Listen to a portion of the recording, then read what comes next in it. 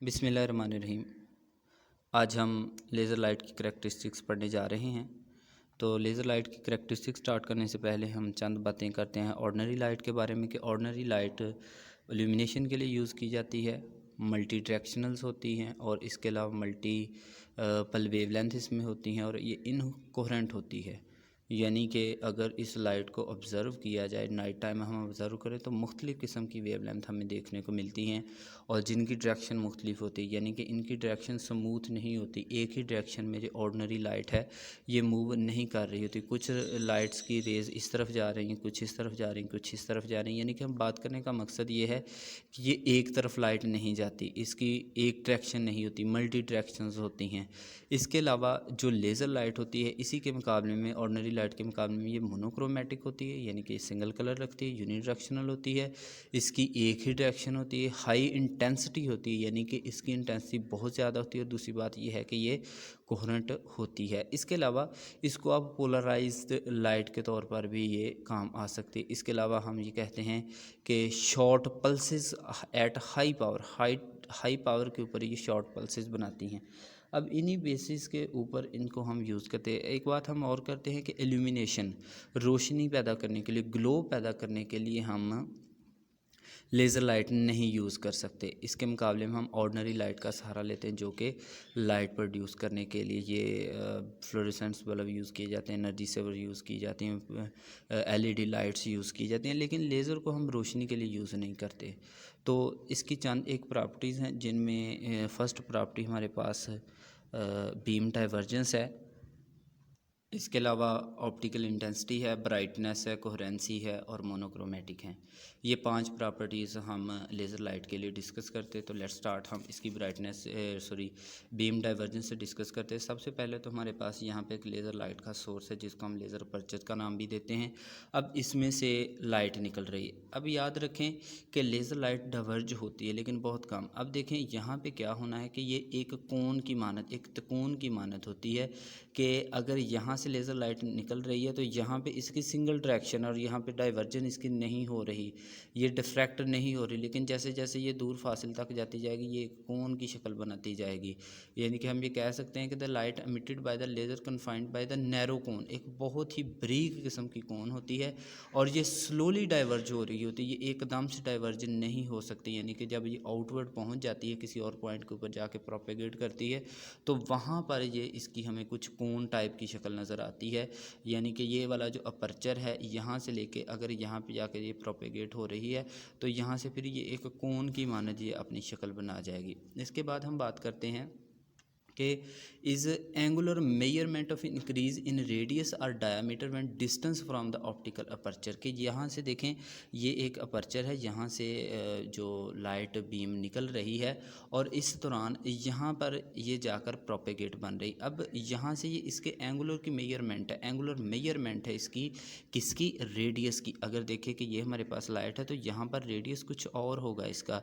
अगर ये एक एंगल बन रहा है या एक दायरा नुमा शक्ल बन रही है तो यहाँ पर इसका रेडियस और है। जैसे जैसे ये आगे बढ़ती जा रही है ये रेडियस इसका बढ़ता जा रहा है। रेडियस यानी कि इसका डायमीटर बढ़ेगा तो डेफिनेटली बात है कि diameter is equal to D is equal to R, D over two is equal to R. तो जैसे जैसे इसका डायमीटर बढ़ता जा रहा है रेडियस भी इसका बढ़ता जा रहा है। तो ये हमारे पास एक एंगुलर मेजरमेंट ही है रेडियस की और इसके डायमीटर की। अब देखें फॉर एग्जांपल कि अगर हमारे पास यहाँ पर एक जो अपर्चर से लेज़र लाइट निकल रही है, यहाँ पर हमारे पास डिस्टेंस कितना है, डायमीटर यहाँ पे D1 डायमीटर है, यहाँ पर डायमीटर D2 हो जाएगा।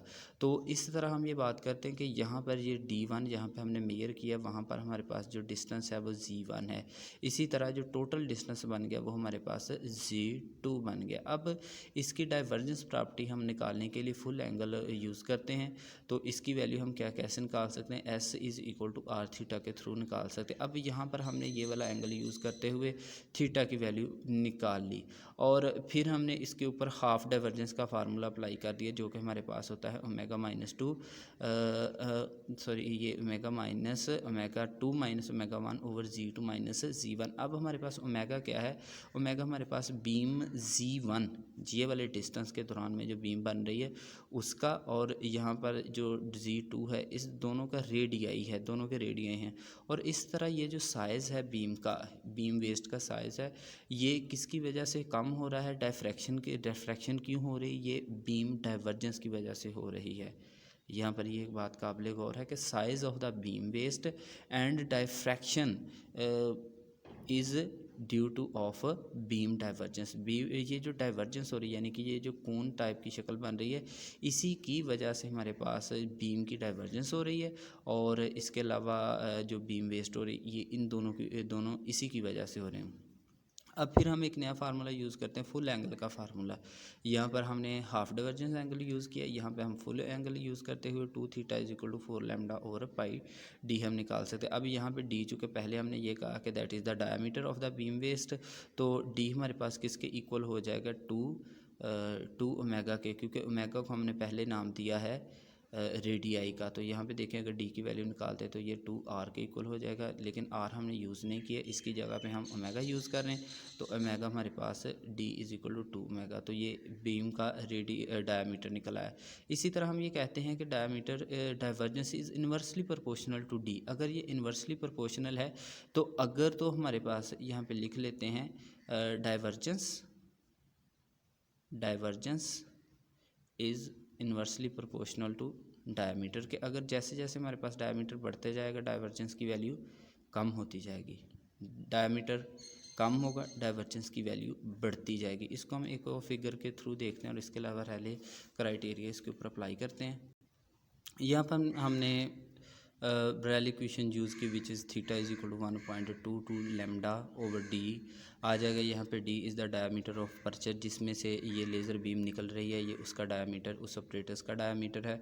तो इसके बाद हम ये भी बात करते हैं कि अगर हमारे पास हीलियम और नियॉन लेज़र है जिसका जो एंगल बन रहा है वो 10⁻³ रेडियन है, तो ये अगर 10⁻³ एंगल है तो डायामीटर जो है वो इंक्रीज़ हो रहा है 1 mm पर 1 मीटर। 1 मीटर के बाद डायामीटर में 1 mm का चेंज आता जा रहा है कि अगर यहाँ पर है तो यहाँ से 1 मीटर का फासला तय करेंगे तो यहाँ पर जाकर 1 mm डायामीटर हो जाएगा। फिर अगर यहाँ तक पहुँचेंगे तो यहाँ पर भी 2 mm का डायामीटर हो जाएगा इस बीम का। फिर 1 मीटर आगे सफ़र करेंगे तो 3 mm, यानी कि यहाँ पर रेशियो जो है वो 1 और 1 की रेशियो के अगर 1 mm इंक्रीज़ आ रहा है तो उसके लिए डिस्टेंस कितना होगा, 1 मीटर का डिस्टेंस होगा। इसी तरह 2 है तो 2 मीटर का, 1 mm से 1 मीटर तक इन दोनों की आपस में रेशियो बन रही है। लेकिन इसमें एक चीज़ और भी काबिल गौर है, वो ये है कि the beam divergence of laser large laser is of the order of micro degree. तो अगर बहुत बड़ी लेज़र है तो उसके अंदर जो चेंज आएगा वो माइक्रो डिग्रीज़ में आएगा। लेकिन इसी तरह हम बात करते हैं laser beam of 5 centimetre diameter की, when the focused from the earth spread to diameter only about 10 metre reaching to surface of the moon. अब यही प्रॉपर्टी डाइवर्जेंस की, चूँकि इसमें बहुत स्लो डाइवर्जेंस होता है तो इसी वजह से इसको कम्युनिकेशन पर्पसेस के लिए भी लेज़र लाइट को यूज़ किया जा रहा है। इसके अलावा इसको वेपन इंडस्ट्री में या मिसाइल वगैरह को निशाना बनाने के लिए ये सारा कुछ इसी वजह से यूज़ किया जाता है। मून से कम्युनिकेशन, अर्थ से कम्युनिकेशन मून की तरफ भेजी जा रही, तो ये इसकी डाइवर्जेंस प्रॉपर्टी की वजह से ही होता है। अब हम बात करते हैं ऑप्टिकल इंटेंसिटी की। तो इंटेंसिटी बेसिकली क्या होता है कि पावर पर यूनिट एरिया के 1 मीटर एरिया या फिर यूनिट एरिया, जितना भी एरिया हो सके वहाँ पर कितने नंबर ऑफ़ फोटॉन्स आकर टकरा रहे हैं, कितने नंबर ऑफ़ फोटॉन्स पहुँच रहे हैं एक टाइम के ऊपर या एक ख़ास वक्त के ऊपर। तो इसको हम पढ़ते हैं the optical power per unit area is called optical intensity which is known as I, और इसको हम लेज़र बीम की इंटेंसिटी का नाम देते हैं। अब ये ट्रांसमिट कैसे हो रही है, an imagine surface perpendicular to the propagation direction, के जब भी कोई भी सरफेस जो है इसके परपेंडिकुलर एरिया में आएगी आएगी, इसके आगे आएगी, तो उस वक्त कितने number of photon unit area के ऊपर अप्लाई हो रहे हैं, इसी को हम इंटेंसिटी का नाम देते हैं। इसका यूनिट जो होता है वो होता है वाट पर मीटर स्क्वायर, वाट पर मीटर स्क्वायर इसका यूनिट होता है। और इसी तरह जो इसकी आउटपुट होती है ये मे वेरी फ्रॉम अ फ्यू, ये मिली वाट से लेकर किलो वाट तक पहुंच सकती है। मिली वाट से किलो वाट तक इसकी जो रेंज है वो हो सकती है कि 2 मिलियन, 1 मिलियन की, एक मिली वाट की हो सकती है, 2 की हो सकती है, फिर किलो वाट में भी ये जा सकती है, यानी कि 1000 वाट, 5000 वाट, 6000 वाट तक ये इसकी रेंज हो सकती है। और इसी बिना पर इससे कटिंग टूल का काम भी करवाया जाता है, लेज़र से चीज़ों को काटने के लिए, डायमंड को काटने के लिए, मुख्तलिफ़ किस्म की दांतों को काटने के लिए, मशीनरीज़ में सुराख करने के लिए इसको यूज़ किया जाता है, क्योंकि इसमें से पावर बहुत ज़्यादा ट्रांसफ़र हो रही होती है एक टाइम के अंदर अंदर। तो इंटेंसिटी का फार्मूला हमारे पास क्या होता है, I is equal to 10 lambda square P हमारे पास यहाँ पे क्या है, ये पावर है जो कि ट्रांसमिट हो रही। पावर का फर्दर फार्मूला हमारे पास ये होता है। तो इस तरह अगर हम वैल्यूज़ पुट करें कि P अगर पावर हो, the intensity of helium neon laser, helium neon laser जो कि बिल्कुल ऑर्डिनरी एक नॉर्मल सी लेज़र उसमें से हम ले लेते हैं, तो उसके अंदर जो उसकी पावर है वो 1 मिली वाट है। लेकिन अब देख ले उसकी इंटेंसिटी कहाँ तक पहुँच रही है, I is equal to 2.5 multiply by 10 raise पर 11 वाट पर मीटर स्क्वायर के एक हमारे पास 1 मिली वाट की लेज़र है। लेकिन उसके अंदर देख लें कि इतनी ज़्यादा एनर्जी है, इतनी ज़्यादा इतनी इंटेंसिटी की वो एक पॉइंट के ऊपर इतनी पावर ट्रांसमिट कर रही है। 2.5 मल्टीप्लाई बाई 10 रेज़ पर 11 वाट पर मीटर स्क्वायर पावर ट्रांसमिट कर रही है। अब अगर हम बात करते हैं एक ऑर्डिनरी बल्ब की जिसका टेम्परेचर ऑलमोस्ट एक वक्त में 2000 केल्विन है, और इसी दौरान जो इंटेंसिटी होगी वो 2.5 मल्टीप्लाई बाई 10 रेज़ पर 11 है, जो कि पीछे हमने 1 mm लेज़र की निकाली है। अब अगर हमने इसी टंगस्टन बल्ब में से इतनी इंटेंसिटी लेनी है तो उसके टेम्परेचर को कहाँ तक लेके जाना पड़ेगा, 4.6 मल्टीप्लाई बाई 10 रेज़ पर 6 केल्विन तक उसका टेम्परेचर हमें लेके जाना पड़ेगा। तो ये एक फोकसिंग प्रॉपर्टी ही है जिसकी वजह से इसको कटिंग टूल्स के तौर पर वेपन इंडस्ट्री वगैरह में लेज़र को यूज़ किया जाता है। अब हम बात करते हैं ब्राइटनेस की। तो ब्राइटनेस सबसे पहले ये सीख लेते हैं कि ब्राइटनेस असल में होता क्या है। तो ब्राइटनेस के लिए हम जो टर्म यूज़ करते हैं, the power emitted per unit surface per unit solid angle is called brightness of the laser source. तो देखिए ब्राइटनेस को B से प्रेजेंट करेंगे, P/A इंटू ओमेगा। और इसके लिए हम क्या करते हैं कि A हमारे पास चूँकि सॉलिड एंगल के लिए हम यूज़ कर रहे हैं, तो इसका जो हमारे पास वैल्यू आएगी πr² area of the circle.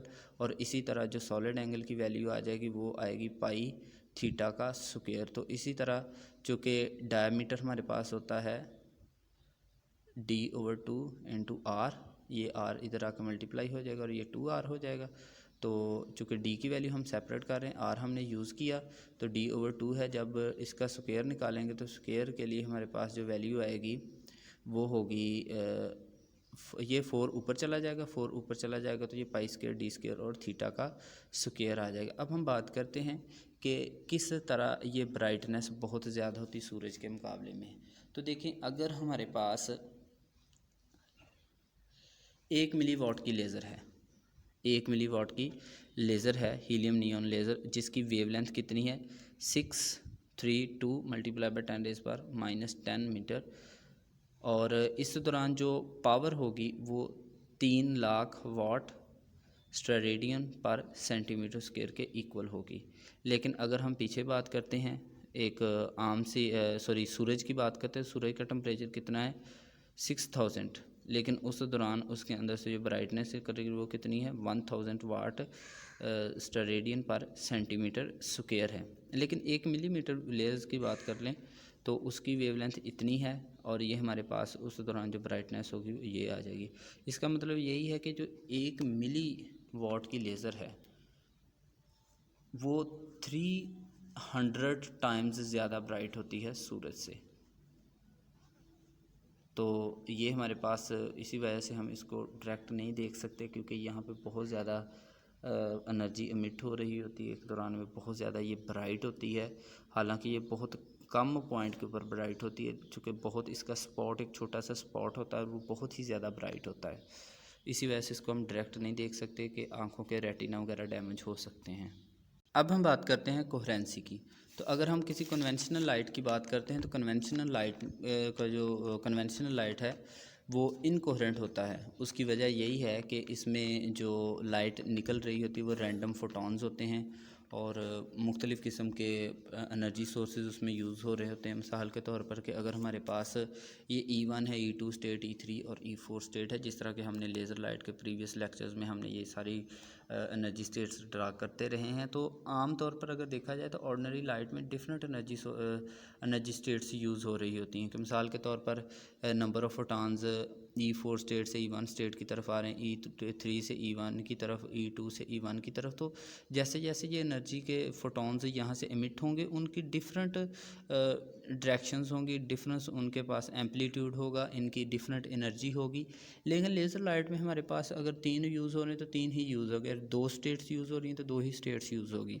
तो इन्हीं की बेस के ऊपर हमारे पास इन्हीं के ऊपर कोहेरेंसी आ जाती है। मिसाल के तौर पर कि अगर हम एक बीम की बात करते हैं, कोहेरेंसी बेसिकली कोहेरेंस जो है ये टू टाइप्स की होती हैं ये प्रॉपर्टी। एक लॉन्गिट्यूडनल होता है, एक ट्रांसवर्स कोहेरेंस होता है।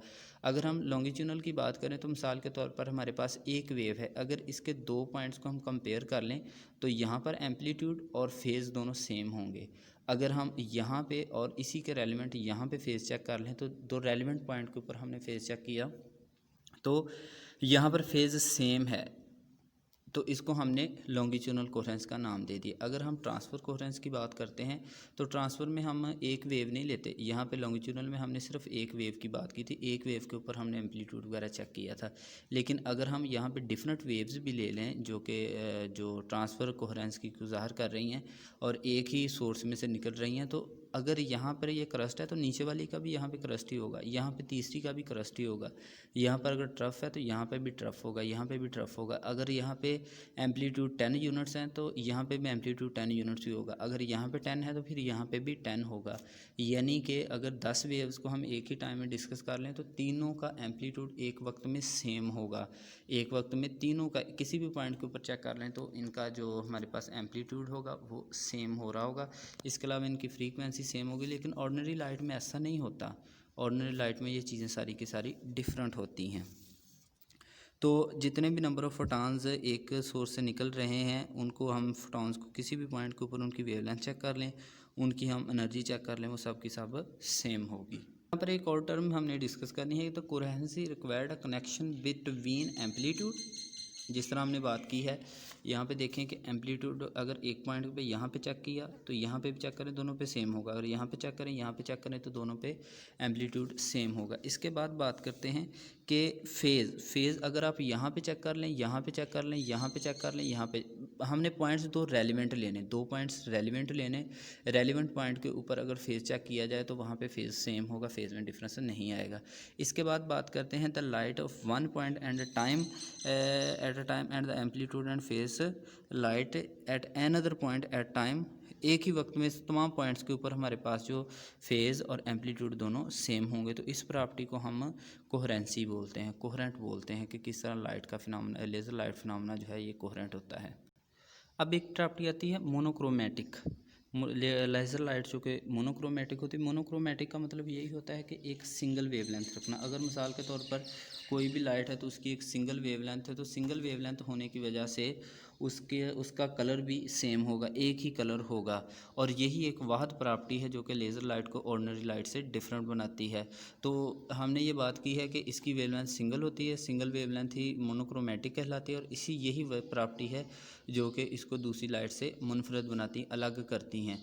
तो जो हमारे पास मोनोक्रोमेटिक है ये प्रूव्ड कर सकते हैं एक प्रिज्म के थ्रू, कि अगर प्रिज्म में से हम लेज़र लाइट को गुजारते हैं तो ये जो कलर यहाँ पे होगा, जिस कलर की लाइट होगी, जो वेवलेंथ यहाँ पे होगी, वही वेवलेंथ की लाइट यहाँ पे एमिट होगी। लेकिन ऑर्डिनरी लाइट में ऐसा नहीं होता कि अगर हम यहाँ से एक लाइट ऑर्डिनरी लाइट गुजारते हैं, वाइट लाइट गुजारते हैं, तो ये अपने 7 कलर में कन्वर्ट हो जाती है, जिनकी वेवलेंथ 400 नैनोमीटर से लेकर 750 नैनोमीटर तक होती है। उसमें रेड कलर हो सकता है, ऑरेंज हो सकता है, येलो हो सकता है, ग्रीन, वायलेट वगैरह, ये 7 कलर इसमें हो सकते हैं। तो ये ऑर्डिनरी लाइट है, ये डिफरेंट कलर से मिलकर बनती है। लेकिन जो हमारे पास लेज़र बीम होती है ये सिंगल कलर की होती है, सिंगल वेवलेंथ होती है, क्योंकि उसमें अगर हम 3 लेवल से सिस्टम की बात करते हैं, 4 की बात करते हैं, तो उनमें एक ही वेवलेंथ की लाइट निकल रही होती है, जिसकी वजह से ये तमाम से मुनफरद है। तो ये हमारे पास इसके चैप्टर 3 का ये लास्ट आर्टिकल था। तो उम्मीद है कि आपको समझ आ गई होगी। अगर किसी चीज़ की समझ ना आए तो आप क्वेश्चन कर सकते हैं, मैं हर मुमकिन कोशिश के थ्रू आपको इसका आंसर दूंगा। So wish you all the best, अपना बहुत सा ख्याल रखिएगा। अल्लाह हाफिज़।